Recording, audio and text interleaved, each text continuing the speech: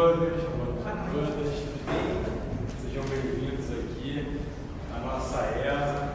Agradecer aqui nosso professor, nosso amigo Paulo Castro, daí à frente dos nossos cursos de inglês, traz esse tema aí cada vez mais em voga, né, do compliance para o nosso trabalho, todo mundo que trabalha com direito e envolve muitos contatos internacionais. Não há mais, nos novos tempos, possibilidade, né, das empresas estrangeiras que estão investindo aqui no Brasil que não tenham uma cláusula, uma área de compliance, as exigências próprias do compliance e também aí uma interface com Paulo, seus cursos de inglês, para cada vez mais poder nos ajudar aí no nosso dia a dia. Essa chuva eu acho que afastou um bocado do público hoje, vocês são heróis da resistência aí, tem também o protesto, que está fechando a Candelária ali, a presidente Vargas, mas com certeza que não se arrependerão, porque será muito bom proveito aí esse tempo que vocês passarão com o nosso professor Paulo. Eu vou ter que pedir licença aos senhores, ao professor Paulo, eu vou participar do evento aqui no quarto andar, mas desejo a vocês aí um excelente momento, que seja muito profícuo, muito proveitoso para todos vocês. Muito obrigado. Obrigado. Com licença. Well, let's go.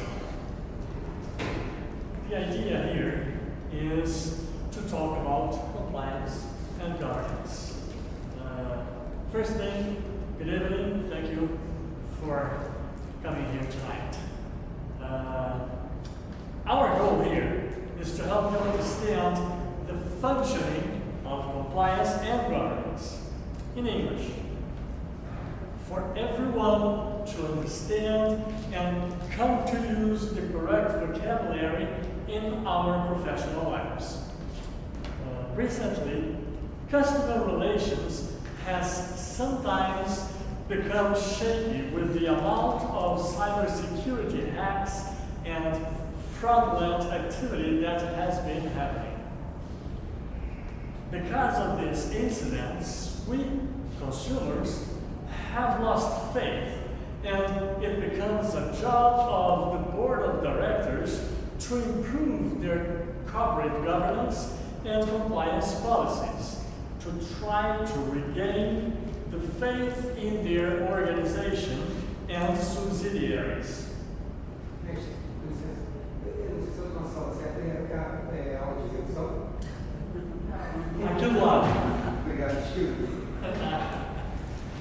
These companies are asking us, the consumers, to trust in their own definition of ethics.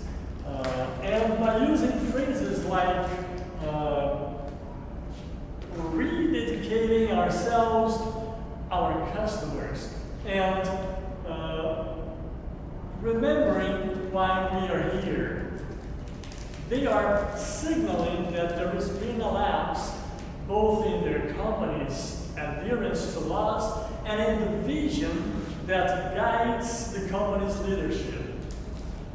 The distinction between these two, following the rules and creating an overall ethos for the company, is the difference between corporate compliance and corporate governance. Okay? Am I speaking too fast? No. Okay.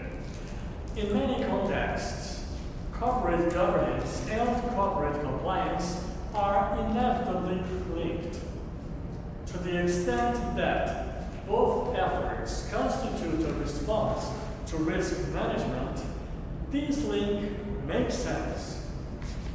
Businesses wish to integrate and align their governance and compliance initiatives wherever possible to eliminate duplication, conflicts, wastefulness, and gaps.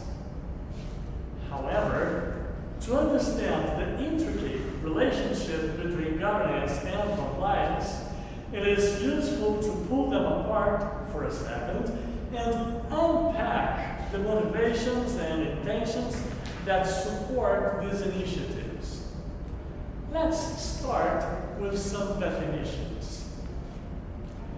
Governance is the overall management approach board members and senior executives use to control and direct an organization. Governance integrates information gathered from reporting with management control structures. Governance ensures that important information is communicated at appropriate organizational levels in a complete, accurate, and timely fashion.